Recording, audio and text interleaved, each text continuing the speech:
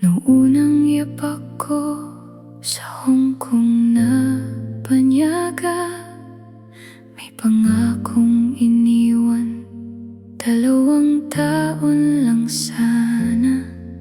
Bawat pawis at pagod, tiniis ko ng tahimik para sa kinabukasang sabay nating iniisip.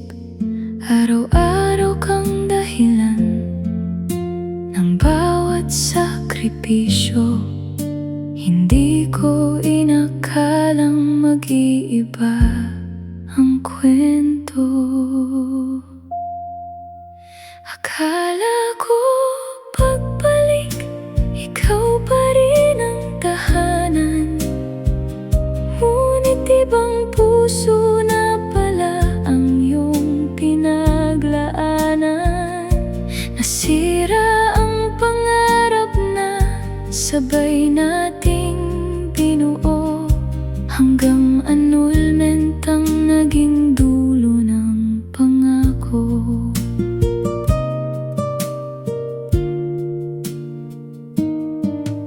Sa bawat gabing ako'y luhaan sa trabaho, ikaw ang laman ng bawat dasal ko noon.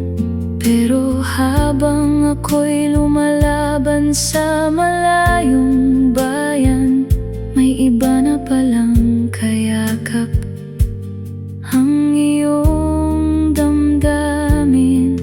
Masakit mang tanggapin ang katotohanan. Natuto rin akong bumangon sa nakaraan. Akala ko pagbalik, ikaw pa rin ang tahanan. Ngunit ibang puso na pala ang iyong pinaglaanan. Hindi man naging tayo hanggang sa huli, hindi ko hahayaang mawala ang aking sarili. Hindi naging madali ang buhay ng isang OFW. Si Junjun na 4 na taon pa lang nang iwan ko para magtrabaho. Luha at pangungulila ang kapalit ng bawat sweldo. Pero bawat sugat ay may bagong simula. May pag-asang naghihintay sa tamang tadhana.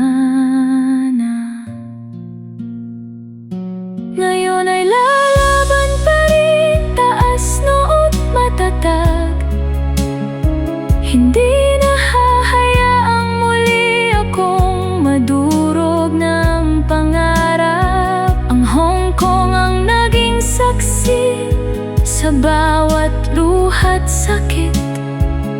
Pero dito rin natutunan ang tunay na pagbangon at pag-ibig. Ang nakaraan ay alaala, hindi na aking kulungan.